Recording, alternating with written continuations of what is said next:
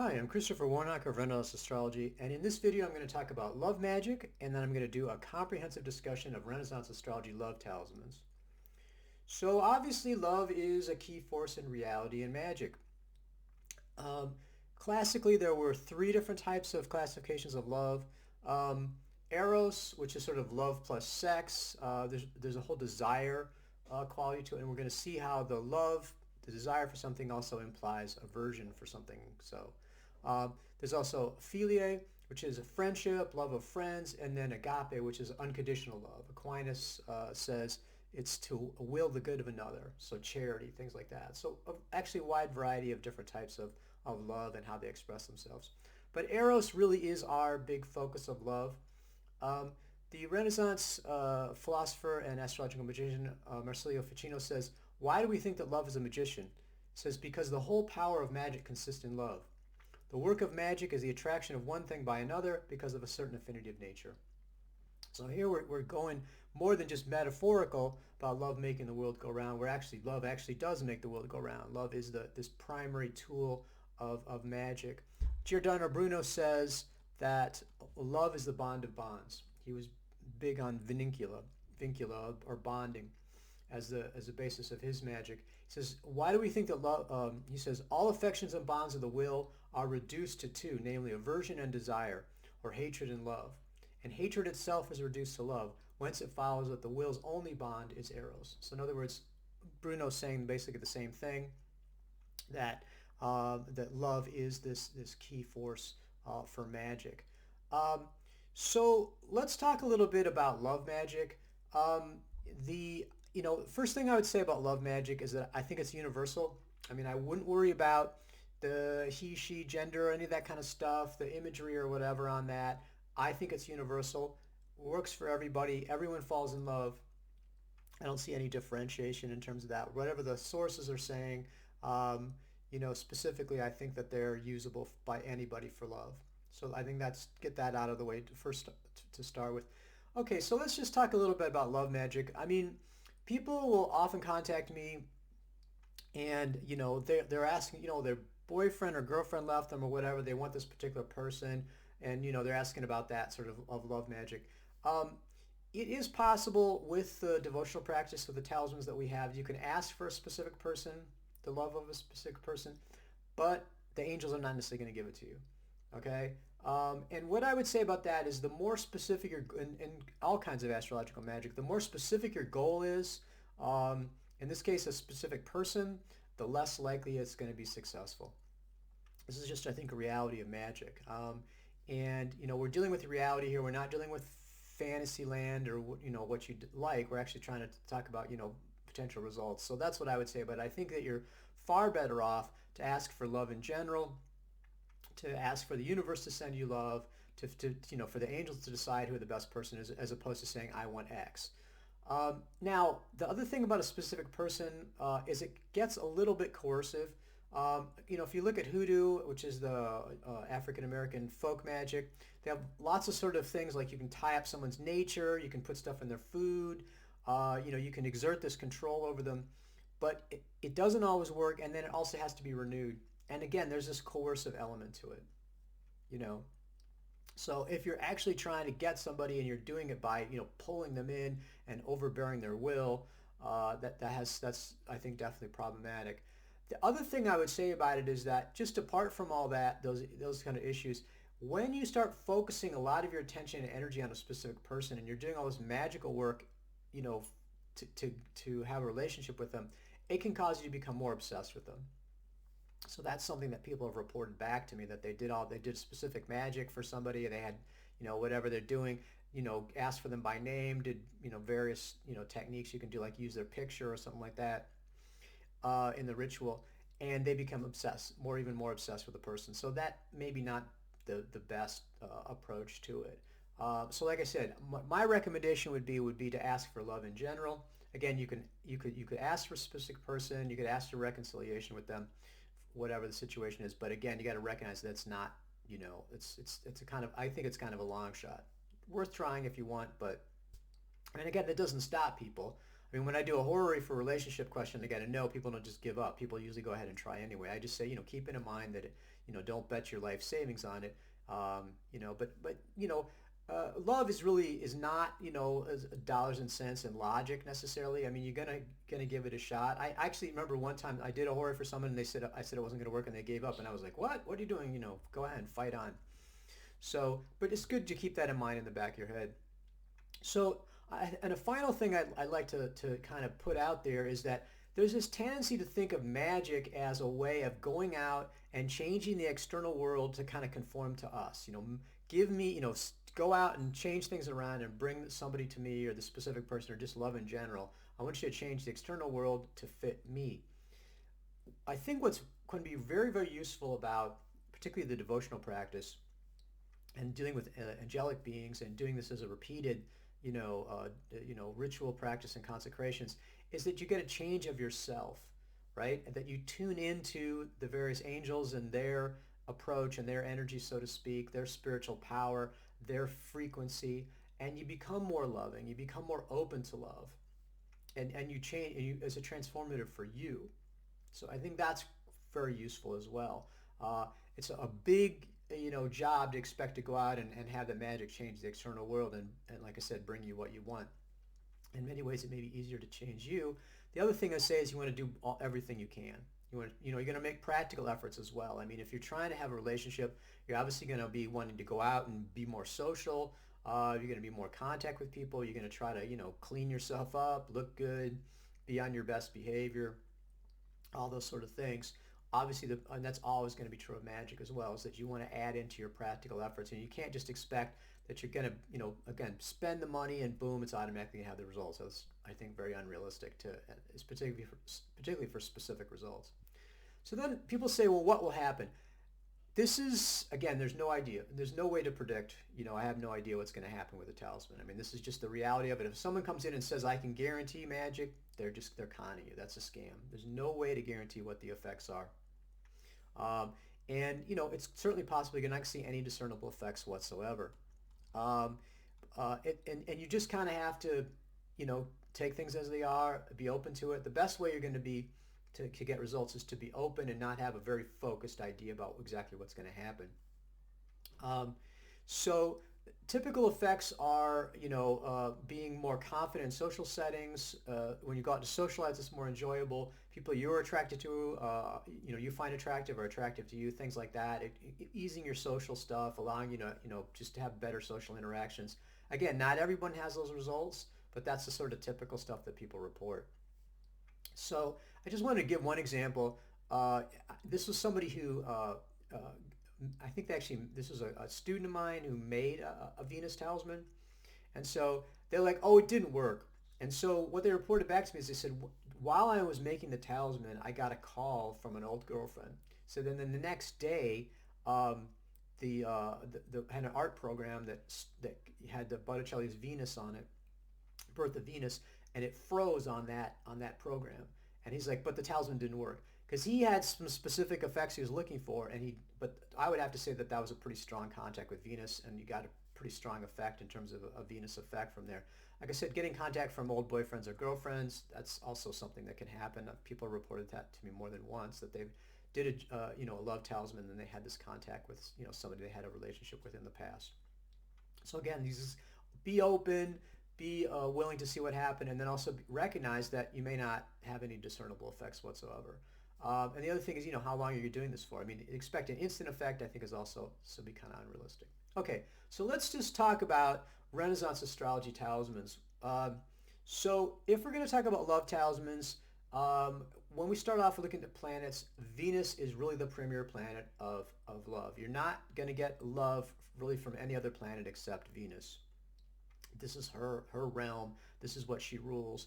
And to the point that people think of Venus as that's all she does. Venus, like ours, has a much wider ambit, but certainly she's the planet of love, friendship, pleasure. Picatrix says Venus signifies cleanliness, splendor, preciousness, word games, delight in music, joy, adornments, laughter, beauty, loveliness, and playing music.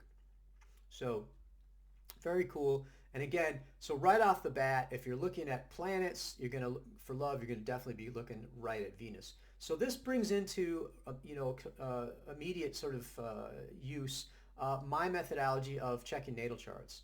And so there's a lot of different ways to do this. There's not any one particular correct method. I've sort of developed this on my own. Again, this is not something that's really dealt with in the traditional sources particularly, but we sort of extrapolate from that.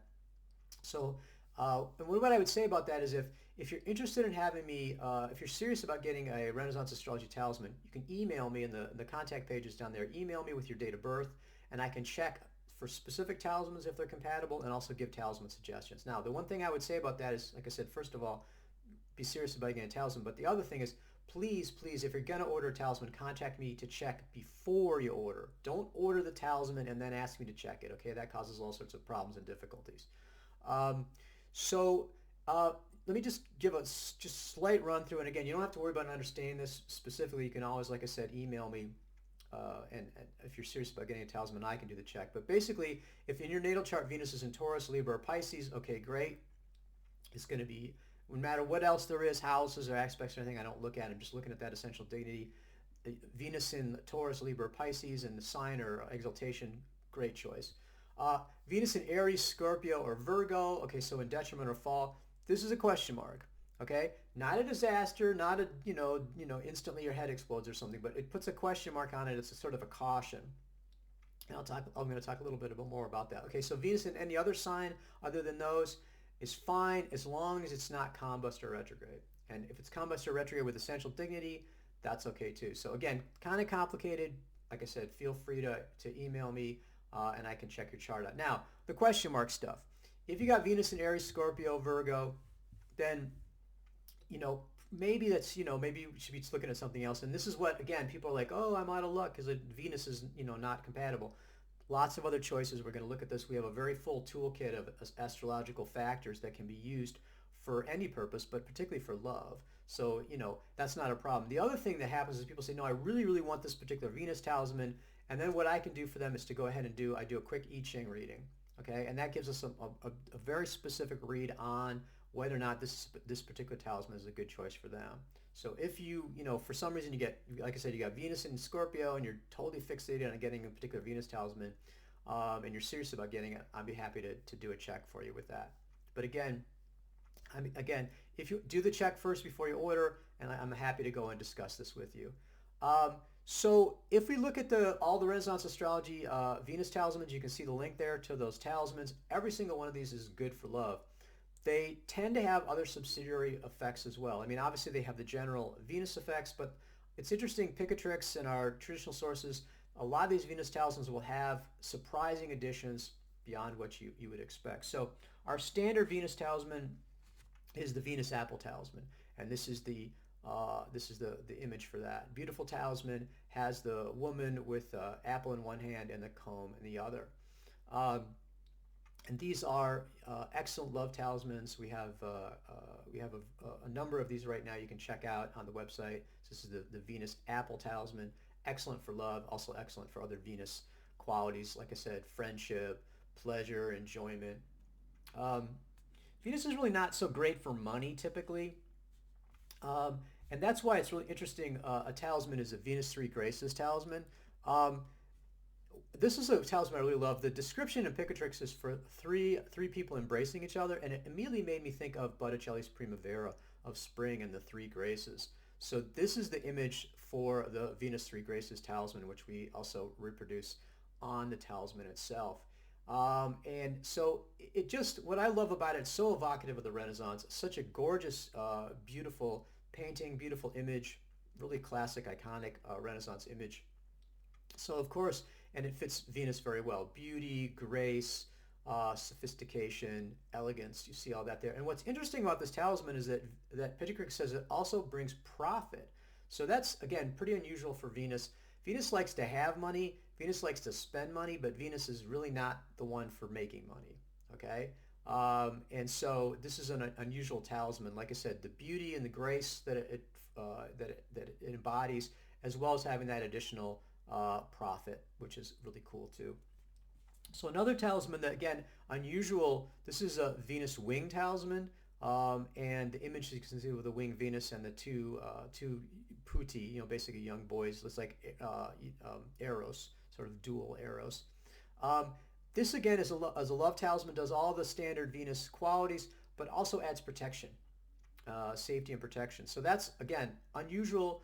You wouldn't really think of Venus as a protection talisman, but this particular talisman, this particular image, as noted in Pictrix, has that additional quality. So check those out. A Venus wing talisman, very cool talisman, very evocative, very beautiful image. And the final one I'm going to show you, this is a brand new talisman. We just got these in stock. This is the Venus bird head image. These have to be made with Venus rising in the very first degree of Pisces, which can be very, very difficult to do. It only happens once a year, and you get these, afflictions or things coming in. You can't do it. We were luckily able to make it this year. These have been super popular. This is for the strongest love. So this is a love talisman to sort of taken to the highest degree, take it to 11, so to speak. These have been so popular that the prices shot up, and then we're selling out of them. I would expect to be sold out of the Venus bird head talismans fairly quickly. Very evocative image. This is really bizarre. The bird-headed woman with the bird feet, and it once again has that comb image. So really intense, very evocative. This is coming directly, I believe. Nigel Jackson was the creator of this image, directly from the soul of the world. Very, like I said, very intense image. This is the meditation image for that talisman. So check those out. So those are some really, you can see we have a lot of wide variety of different Venus talismans. Sometimes people say, well, how do I choose? I said, for me, that the best way, people will try to think of some astrological way. I don't think there is a way astrologically. I'd love to do that. It would be great for sales. It would make customers happy if I could say, oh, this is the one best for you astrologically. I don't think it's possible. I have to be honest with people. And so I think the best way to choose is to take a look at the talisman, see which one fits your goals, and then use your intuition. The one that draws you, the one that really that you like the best, the one that really has the best feeling for you, that's going to be your best choice. And you don't have to worry about making a mistake either. All these talismans are excellent talismans. They're all great choices. It's not like you're going to miss out on something or have a big problem if you don't get the exact best talisman. I don't think there is a best talisman. Find the one that you like the best. That's going to be the best choice for you. So as I was saying, if for some reason you have problems with Venus in your chart, or just you look at those talismans and you're like, those maybe aren't is the ones that I'm clicking with. We do have a number of different alternatives, and so again, we wanted to make sure that if you had an afflicted Venus, that we could still get love talismans. And the great thing about astrological magic is it has such an incredibly full toolkit. We have so many different astrological factors we can deal with. So the talismans I'm going to look at first are constellation talismans. So these are made up of fixed stars, very powerful, very much from our traditional sources. And so the first of these talismans, and this again is absolutely gorgeous image here, is Andromeda. Andromeda is a constellation, and it is, by the sources, said to be a very strong love talisman, super love talisman, and also excellent for reconciliation. So even if there's been a major problem in a relationship, Andromeda is reputed to be excellent at reconciliation. So gorgeous image and a very, very powerful love talisman. Excellent choice if you're not able to or decide you don't want to have a Venus talisman. And so then I have another choice for love talismans, which is Cygnus the Swan. Cygnus is an unusual, it's a constellation, unusual in that it has multiple functions. And typically, again, like Venus is going to be focused on that. Cygnus is good for love. It's an excellent love talisman. Also good for wealth and health and knowledge. So that really kind of hits all the bases.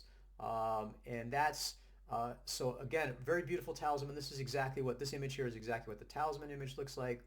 Gorgeous, and another very powerful love talisman. So those are our constellation talismans. And so the final two talismans I'm going to talk about are Lunar Mansion talismans. And so the first one is the 13th Lunar Mansion. And so this is a talisman that, as you can see from the image there, is focused on erotic love. So basically sex is sort of the primary focus, but it also includes love. So this is a talisman that is love, but has a sex emphasis to start with. And again, the people in the images, not important. Like I said, whatever your orientation, gender, whatever thing like that, this is a universal love talisman. This is good for everybody. But this, like I said, this is a a talisman that's has a focus on sexual love. So then the other mansion talisman is the 26th mansion of the moon, and this has a focus on love first, but also includes sex. So again, we're not, it's basically sort of a, whichever your sort of primary focus would be a good way to look at it. But also take a look at these talismans, take a look at the images, see which one draws you, and you can make a choice based on that. So you can see that we really have a wide variety of love talismans at Renaissance Astrology, encompassing a whole variety of different types of planets. We've got constellations, we've got mansion of the moon that are all available for love. So I hope you find that interesting. And again, I think that there's a lot of options for love talismans. A lot to think about in terms of what your goals are, how best to achieve those goals. And also, but I think ultimately the thing I would say about it is that I think the best approach is to ask the universe to provide love for you, and then to be very open about what the effects are, and not expecting, like I said, you can instantly get your boyfriend back, or that you're instantly going to find a girlfriend or whatever, but to be open about it, and to be open to the effects, both externally, but in particular the effects on you, so that you become a more loving and a person who's more capable of love. That's a very strong and very powerful love effect, and I think that's something that's realistic to be looking for with a talisman. But again, there can't be any guarantees about a talisman's effects. You just have to be ready to accept whatever it gives you, and if there's no discernible effect, that's also possible. So again, if you're serious about getting a Renaissance Astrology talisman, go ahead and contact me, email me with your date of birth. I'd be happy to give suggestions again, or if you have specific talismans in mind, I'd be happy to check the compatibility. So check those out, and I'm going to continue to do this series on talking about these different kinds of magic, and then talking about comprehensively going through all the different choices and discussing them individually that we have at Renaissance Astrology. We have an incredible selection and the most comprehensive selection of talismans of anybody available.